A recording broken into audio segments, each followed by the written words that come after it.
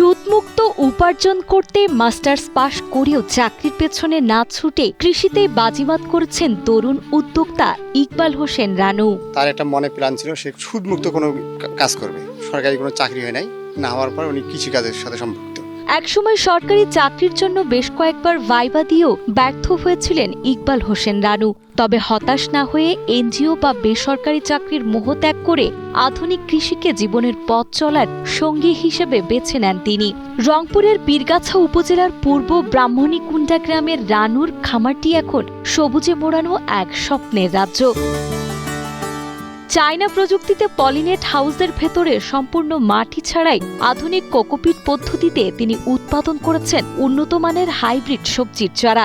এর পাশাপাশি বাণিজ্যিকভাবে লাউ, টমেটো, ঝিঙা, চিচিঙ্গা, করলা ও বরবটি সহ নানা জাতের সবজি চাষে সফলতার নতুন দৃষ্টান্ত স্থাপন করেছেন তিনি। ধারণা ছোট থেকে যে আমি হালাল রুজি খেয়ে পড়ে যেন আমার জীবনে আমার মৃত্যু যেন হয়, এটা আমার স্বপ্ন ছিল।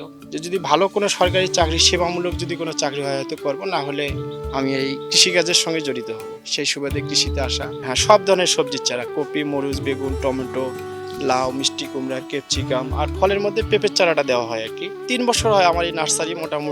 মোটামুটি আমি সফল কাম। ইনশাল্লাহ যাদেরকে চারা দিছি তারা সবাই বলছে যে না, আপনার চারার গুণগত মান অনেক ভালো। সবজি ও চারা উৎপাদনের গণ্ডি পেরিয়ে রানু এবার 12 একর বিশাল জমিতে গড়ে তুলেছেন কলার বাগান। আধুনিক পরিচর্যা ও অনুকূল আবহাওয়ায় এবার বাগানে চোখ ধাঁধানো ফলন হয়েছে। সব খরচ বাদ দিয়ে এই মৌসুমে শুধু কলা বিক্রি করেই 15 থেকে 20 লাখ টাকা আয়ের স্বপ্ন দেখছেন তিনি।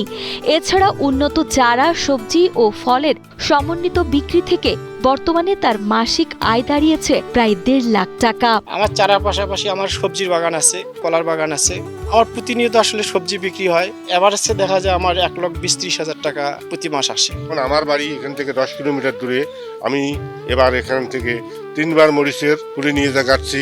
এই পুলির একটা বৈশিষ্ট্য হলো এটা কোকোপিট দিয়ে তৈরি, এটা কোনোদিন মৃত্যু হয় না বা মারা যায় না, যে কারণে কৃষক লাভবান হয়। তার নার্সারিতে উৎপাদিত মানসম্মত চারার কদর এখন নিজ জেলা ছাড়িয়ে আশেপাশের অঞ্চলেও ব্যাপকভাবে ছড়িয়ে পড়েছে।